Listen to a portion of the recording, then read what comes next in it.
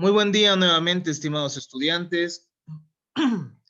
Hasta el momento nosotros ya hemos podido estudiar todos los elementos para la existencia de la responsabilidad civil. Hemos visto, además, cuáles son los sistemas de responsabilidad que son reconocidos por la doctrina y que son reconocidos por los estudiosos, al menos del área, ¿no? Y que se han ido formando más y más y se han ido desarrollando más y más por la jurisprudencia. Hemos visto que la responsabilidad civil subjetiva tiene como razón suficiente la culpa del agente del daño. Por otro lado, la responsabilidad objetiva, como nosotros veíamos, tiene como base el riesgo que se atribuye a una determinada persona por ejercer determinada actividad.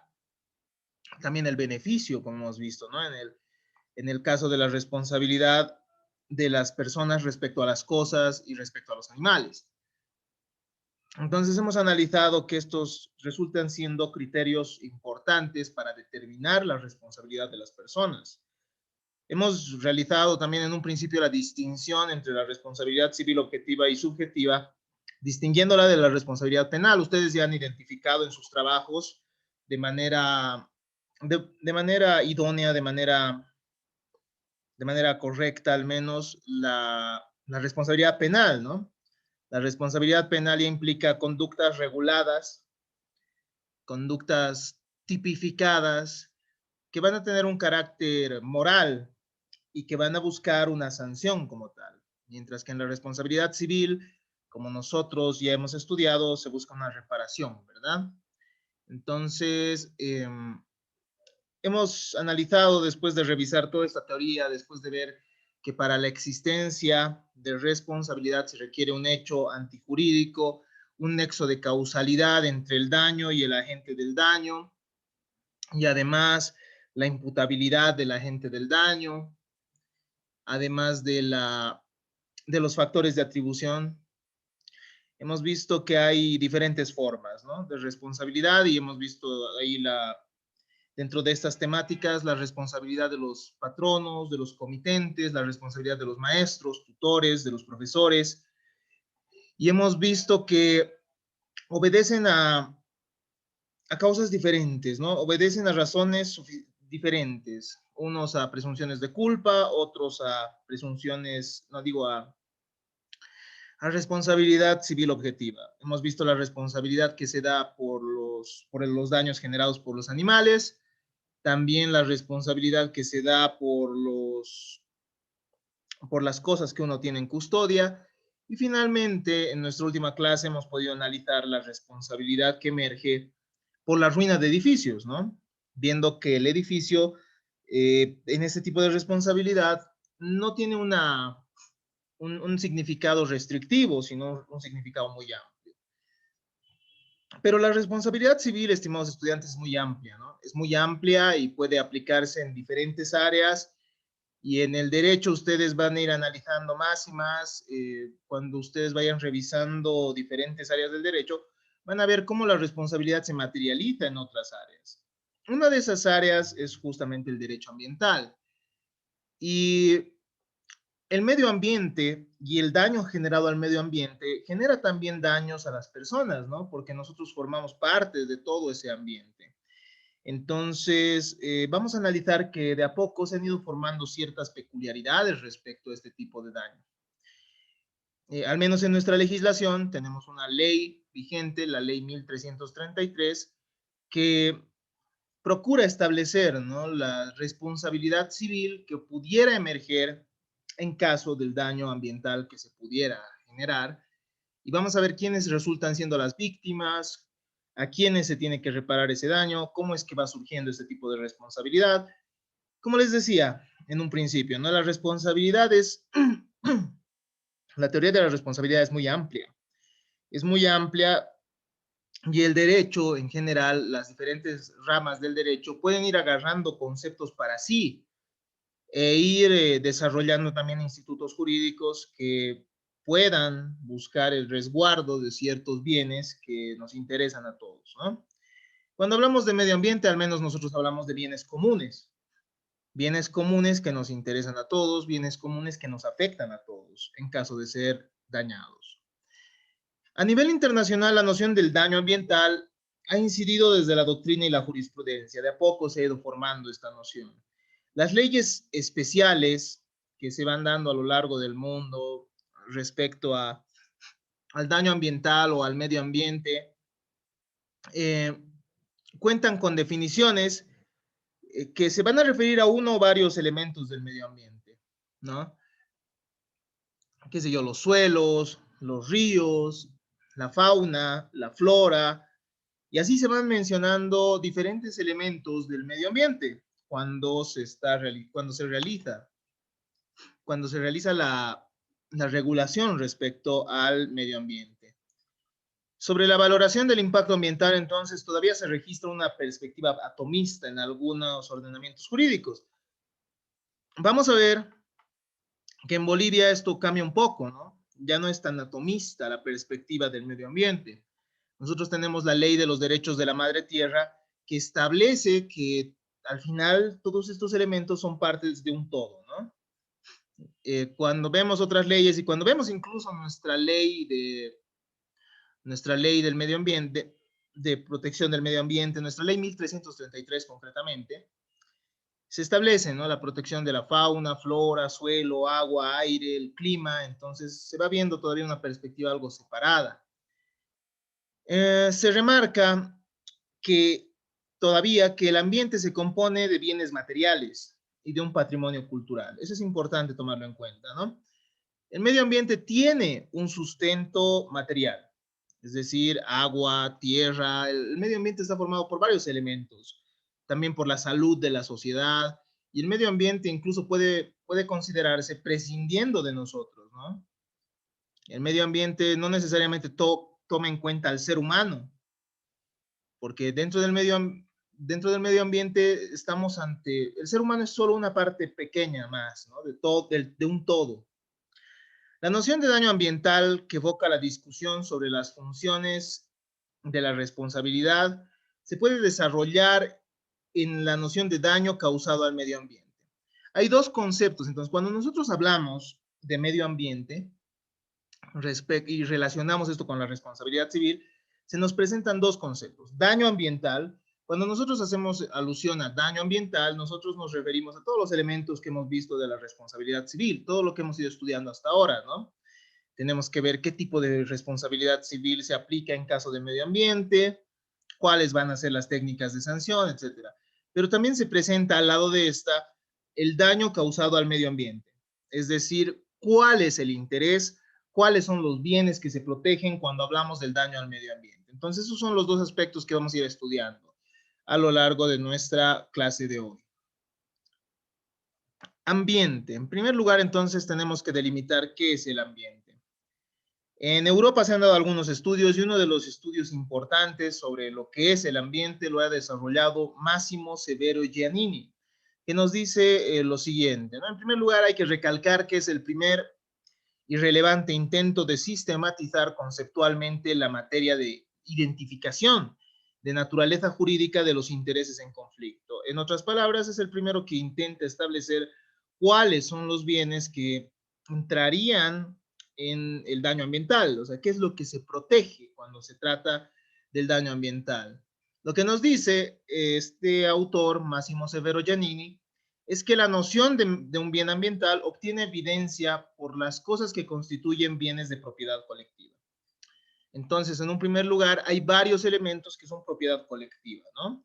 El agua, la tierra, los suelos, el clima, etcétera, ¿no? Ciertos elementos materiales que si llegan a ser dañados, pueden dañar al todo, ¿no? Eso vamos a ir avanzando en un momento más también. En otras palabras, puede considerarse un bien que físicamente resulta del conjunto de varias cosas, sin por otra parte ser referible a una cosa compuesta. Eso es lo interesante, ¿no? Del medio ambiente. No estamos ante una cosa compuesta, es decir, no es similar a un automóvil al que le sacas las llantas y se las puedes cambiar, como un automóvil que tiene, ¿no? Es un elemento compuesto. El medio ambiente es un todo, unido, ¿no? está compuesto por la fauna, está compuesto por la flora, está compuesto por el suelo. El ser humano es una parte más de eso, ¿no? El ser humano es un elemento pequeñito de ese todo. Es similar a un jugo de frutas, ¿no? Tú agarras diferentes frutas, las metes en un jugo, se mezclan y ya no estamos ante un elemento compuesto como tal, es un todo, es un jugo. Cuando hablamos del medio ambiente hablamos de algo similar. No estamos hablando de algo compuesto necesariamente, es algo que ya que ya implica una totalidad, ¿no? Los bienes ambientales, entonces, son conjuntos de cosas que contienen aquello que puede considerarse un valor colectivo. Por tanto, el bien ambiental es de alguna forma público. Ya no estamos hablando entonces, cuando tratamos de bienes ambientales, de bienes particulares, ¿me entienden? No estamos hablando de intereses que nos incumban solo a uno o a otra persona, o no a personas concretas, sino a personas, a la totalidad de las personas, ¿no? Tiene entonces un carácter público. Entonces, el bien ambiental tiene un sustrato material, en primer lugar, pero en sí mismo es considerado un valor. Si bien está compuesto por elementos que podemos ver, que podemos tocar, que podemos sentir, en realidad lo que hace al bien ambiental es la valoración del mismo como una totalidad, ¿no?, que nos incumbe. El daño ambiental no puede prescindir del objeto de la lesión, es decir, el ambiente. Entonces, cuando hablamos de daño ambiental, tenemos que referirnos al ambiente, y el ambiente es esa totalidad, ¿no? Que si bien tiene elementos materiales, no se refiere al material propiamente dicho. No se refiere a esas rocas, no se refiere a ese río concretamente. Se refiere a esa totalidad a la que le damos un valor. Entonces, cuando hablamos de ambiente, hablamos de un interés difuso. En primer lugar, entonces, estamos buscando establecer cuál es el bien que se protege con el daño ambiental, y estamos aclarando que es un bien público, que ya no es un bien individual, ¿no? La protección del ambiente y la reacción al daño ambiental es un tema contemporáneo y se vincula con la noción de interés difuso. Encontramos así diferentes perspectivas sobre los mismos. ¿Qué es un bien ambiental? O sea, ¿a qué nos referimos? ¿Qué es el ambiente como un bien que se protege? Hay diferentes perspectivas al respecto, ¿no? Es un interés difuso, es decir, es un interés que nos interesa a todos, pero tratando de explicar a qué se refiere concretamente, hay diferentes perspectivas. Hay una noción de valor negativo, que me permito citar textual de nuestro texto, ¿no?, que considera que el interés difuso en el ámbito, que considera el interés difuso en el ámbito individual, centrado en la noción de intereses que se refieren al sujeto como miembro de una colectividad coincidente con la pluralidad de ciudadanos y no al sujeto como individuo, dando lugar así a una pluralidad de situaciones análogas, ¿no? Entonces, es un interés difuso, o sea, tratamos de decir que es un interés que nos incumbe a todos, diciendo que en realidad el individuo, cuando se genera un daño al ambiente o cuando el ambiente se modifica, o bueno, el mismo ambiente en general, lo pone en situaciones análogas respecto a otros de la misma especie, es decir, va a haber pluralidad de situaciones análogas, y esto va a generar que sea un interés que nos incumba a todos, ¿entienden? En primer lugar, entonces, es un interés difuso porque, porque los individuos nos ponemos en situaciones similares en mérito a la situación del ambiente. Qué sé yo, si hay contaminación, esto termina poniéndonos a todos en situaciones similares. Si hay ¿qué podríamos decir? Si se contamina agua de un río, pone igual en situaciones similares a varias personas. Entonces, por eso es un interés difuso, nos dice una primera perspectiva. Pero hay una noción positiva también, que vincula al ambiente ya no desde esa perspectiva un poco individualista, sino desde la perspectiva de bienes colectivos, ¿no? Como valores de sociedades organizadas que van más allá del individuo. En realidad no estamos ante intereses difusos solo porque los individuos estén en situaciones similares, sino porque las colectividades tienen valores o valores sociales también. A eso se refiere. Y también, y finalmente tenemos nociones flexibles, ¿no? Que establecen que en los intereses difusos hay un componente individual, ya que habría una suma de intereses singulares. Y eso generaría que estemos ante un fin social. Entonces, por eso estaríamos ante un interés difuso, ¿no? Hay tres perspectivas. Una que es más individualista, que nos dice que los individuos están en situación similar respecto al ambiente, por eso es un interés difuso. Otra que nos dice, no, hay algo por encima del individuo, que es el interés social, ¿no? Que es un valor social. Entonces, eso es lo que sería el interés difuso. Y otros nos dicen, como son varios individuos que tienen situaciones similares, se genera un valor social. Entonces, es un poco más flexible, si se dan cuenta. Si nosotros revisamos nuestra ley, y vamos a revisarla en un momento, vamos un poco más por la segunda postura, porque trata de establecer esto como un valor social y que está por encima del individuo. Vamos a ver eso en un momento.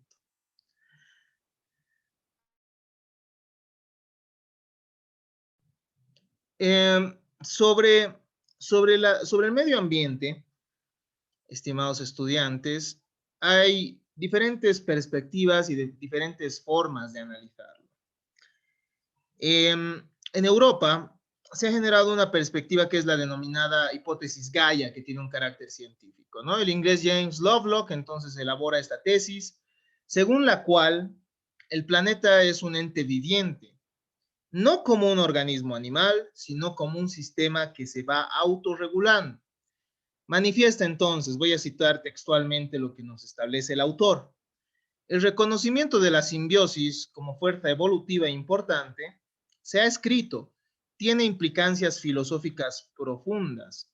Todos los organismos macroscópicos, incluidos nosotros mismos, son prueba viviente de que las prácticas destructivas a la larga fallan. Al final, los agresores se destruyen a sí mismos, dejando el puesto a otros individuos que saben cómo cooperar y progresar.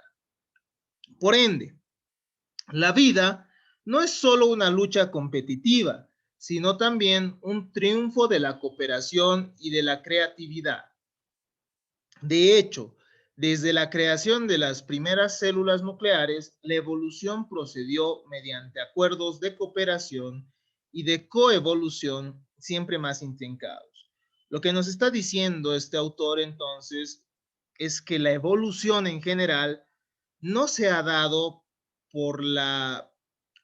porque el más fuerte haya llegado a sobrevivir. ¿Me entienden? En realidad lo que ha acontecido es que la colaboración entre microorganismos ha sido la que ha generado la evolución, ¿no? Es decir, que se han dado ciertas reacciones físicas, ciertas mezclas físico-químicas entre organismos que han logrado el desarrollo de seres vivos y de seres mucho más desarrollados, ¿entienden? Entonces, en realidad no es que el más fuerte ha sido el que ha sobrevivido.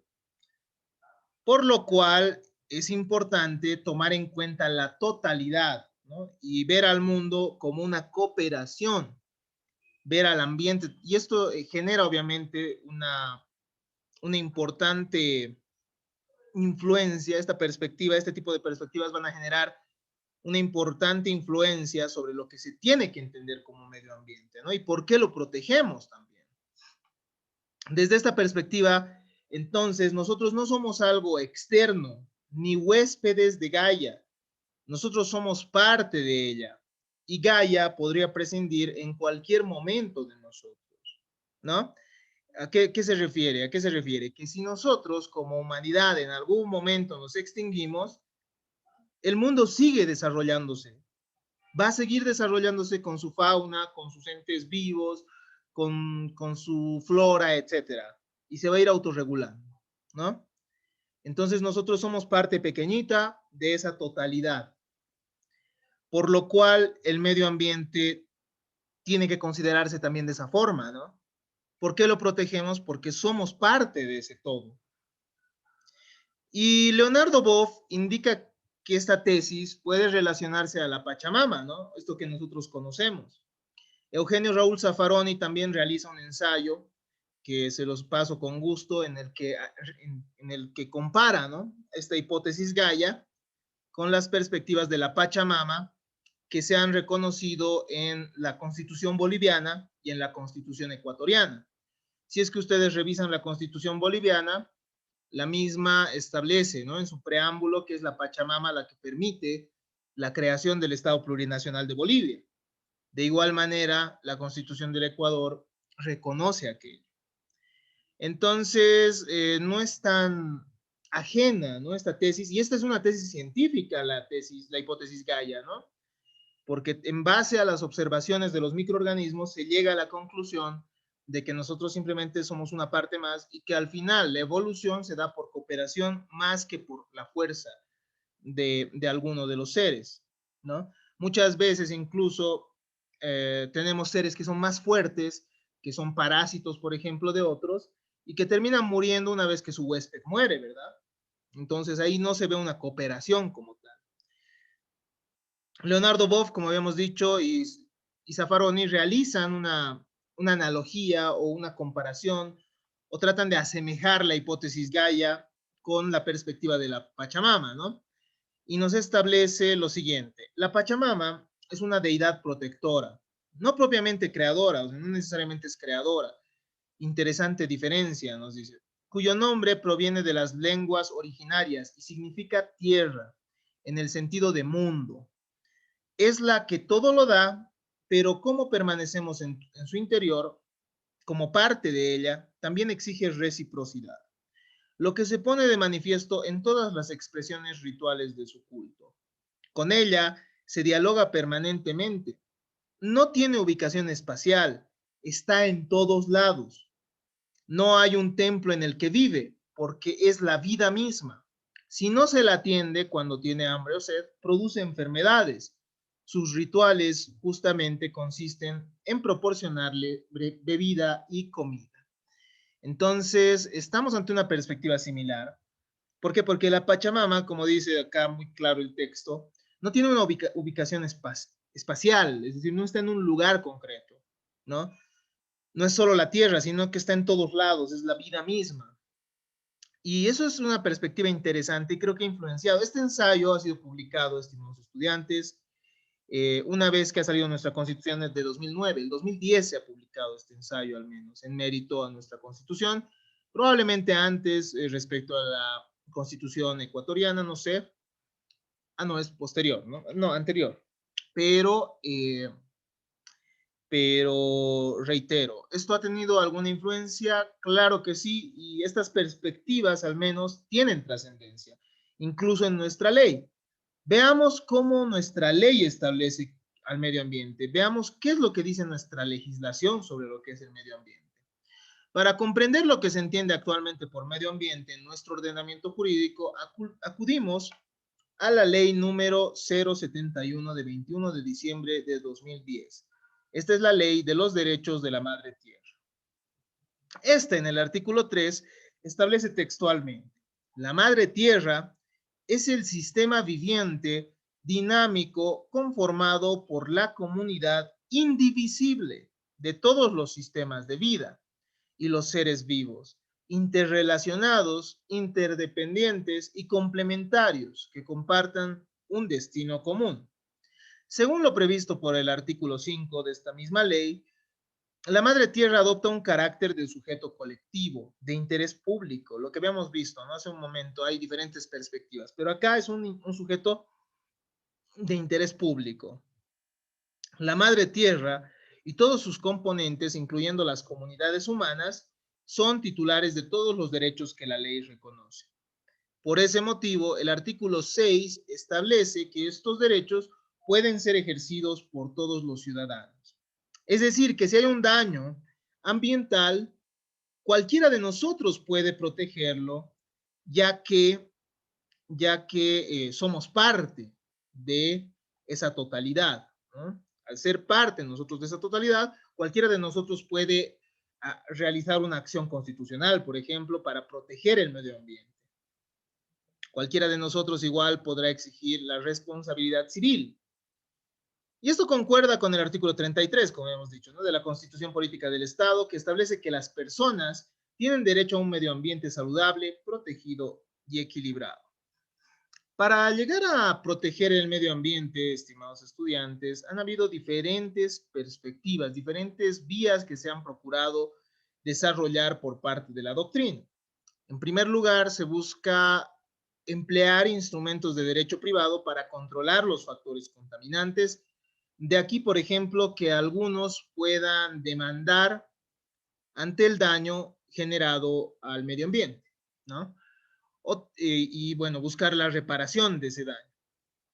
Otra vía implica construir un derecho subjetivo ad hoc, es decir, que el derecho ambiental debería tener sus propias premisas, sus propios instrumentos teóricos para poder desarrollarse.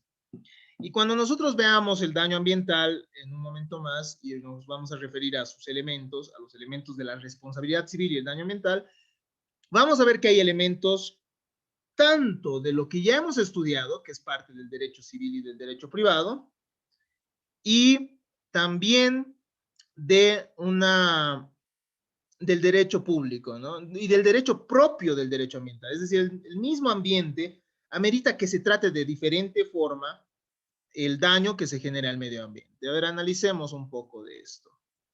El daño ambiental, estimados estudiantes, es el efecto de un daño generado a cualquiera de los elementos del medio ambiente, del ambiente, y que debe tener una gran magnitud, ¿no? No puede tratarse de un pequeño daño, es decir, sin impacto.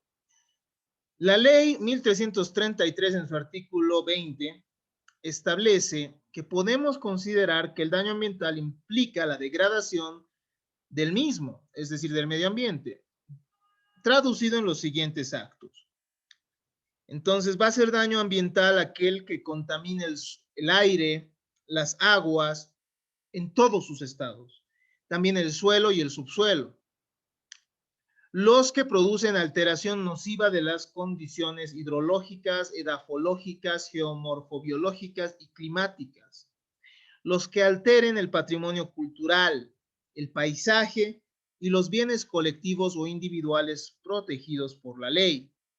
Los que alteren el patrimonio natural, constituido por la diversidad biológica, genética y ecológica, sus interrelaciones y procesos.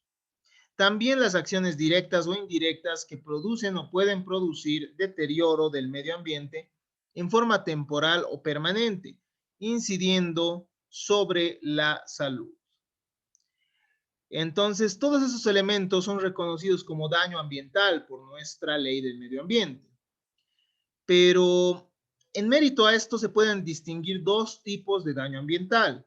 El daño ambiental, según la legislación boliviana, puede ser de dos tipos: un daño ambiental derivado y un daño ecológico puro. El daño ambiental derivado es aquel que implica un menoscabo patrimonial o extrapatrimonial en personas o grupos de personas que emerge de la afectación al medio ambiente. Entonces, de esto se puede desprender que algunas veces el daño al medio ambiente puede dañar a determinadas personas, no a todos necesariamente.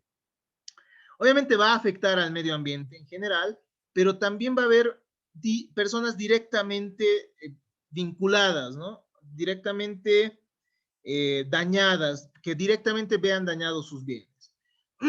Ejemplo, si una empresa contamina un río del cual bebe una comunidad específica, genera un daño ambiental derivado a esta comunidad específica, ¿no? Configura entonces un daño particular. También es denominado simplemente daño ambiental. Son las alteraciones, efectos nocivos o molestias causadas a los bienes materiales o de recursos, a la salud e integridad de las personas, así como a las condiciones mínimas para el desarrollo y calidad de vida, y que pueden limitar el ejercicio de determinados derechos. Entonces, hay un daño ambiental derivado, ¿no?, que puede afectar a ciertas personas en específico, en mayor magnitud a lo que va al resto, ¿no? Entonces, esto va a afectar también a la totalidad del medio ambiente, pero pero puede acontecer que genere un daño particular. Además encontramos el daño ecológico puro, daño al patrimonio ambiental que es común. Afectaría al medio ambiente mismo y a todos sus componentes, independientemente del perjuicio que pudiera generar a la persona, ¿no? Independientemente del perjuicio que pudiera generarse a las personas, esto afecta a todo el medio ambiente. La destrucción de los elementos de la diversidad biológica, genotipos, especies, ecosistemas, no afecta a ningún interés humano protegido por el derecho. El daño causado es un daño a la naturaleza y no al hombre, en el daño ecológico puro, ¿no? Cuando hablamos entonces de un daño ecológico puro, podemos hablar del daño que se genera por la extinción de una determinada especie que afecta a todo el ecosistema, ¿no? A toda, a todas las, a todo ese ecosistema que claro está puede producir alteraciones generando un daño a la totalidad, ¿no? A la totalidad del medio ambiente. Ambos se van a reconocer en la ley 1336, ya que ésta establece en su artículo 102 lo siguiente.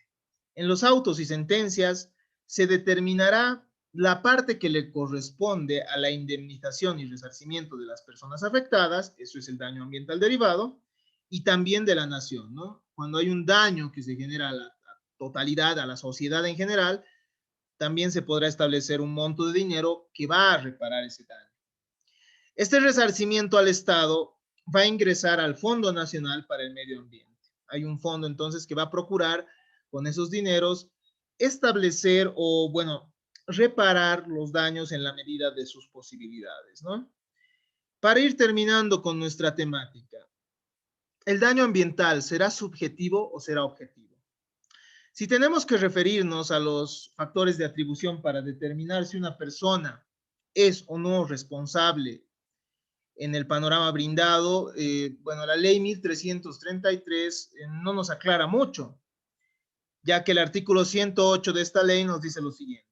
Los responsables de las actividades económicas que causen daños ambientales van a ser responsables de la reparación y compensación de los mismos. Esta responsabilidad persiste aún después de terminada la actividad de la que resulten los daños, ¿no? Entonces, no es clara, parece ser una responsabilidad civil objetiva, pero, eh, bueno, en realidad, este artículo 108 del reglamento nos va a aclarar, ¿no? La ley 1333 no es muy clara sobre qué tipo de factor de atribución tenemos. Acá nos está hablando de una actividad económica, ¿no? El artículo 108. Y nos establece que si esta actividad económica causa daño, se genera la responsabilidad. Como pueden ver, en ningún momento se hace alusión a la culpa, ¿no? Es decir, no hay que probar la culpabilidad o la negligencia del autor cuando hay un daño ambiental. De lo expresado, entonces, evidencia que estamos ante un factor de atribución objetiva relacionado a una actividad de riesgo, por lo que concuerda con el artículo 998 del Código Civil, esto que ya hemos estudiado. Evidenciando, entonces, que no se debe probar la culpa del agente del daño para determinar la responsabilidad. Basta comprobar el nexo causal entre el daño y el autor. Si es que se prueba entonces que el autor ha generado un daño al medio ambiente, esto será suficiente para determinar la reparación del daño por parte de este, ¿no? Son aspectos que pido entonces se tomen en consideración y que, como habrán visto, tienen sus propias peculiaridades, tienen sus elementos propios, pero además se comparten algunos conceptos con el derecho civil, con todo lo que hemos estudiado hasta ahora, ya que hablamos de factores objetivos de responsabilidad, ¿no? En el resto también tendrá que haber un agente del daño, tendrá que haber un hecho, una acción u omisión de carácter antijurídico, tendrá que haber también pues el nexo de causalidad, como hemos visto, entre el agente del daño y el factor de atribución va a ser objetivo. Entonces, espero que se haya llegado a comprender este aspecto. Creo que ya hemos abarcado los elementos necesarios, ya hemos revisado los temas necesarios para comprender esta temática. Por lo cual, hasta aquí nuestra clase de hoy. Si es que tienen dudas, si es que tienen algún comentario, los mismos son bienvenidos. Entonces pasemos a la siguiente etapa de nuestra clase. Muchas gracias. Hasta aquí nuestra grabación.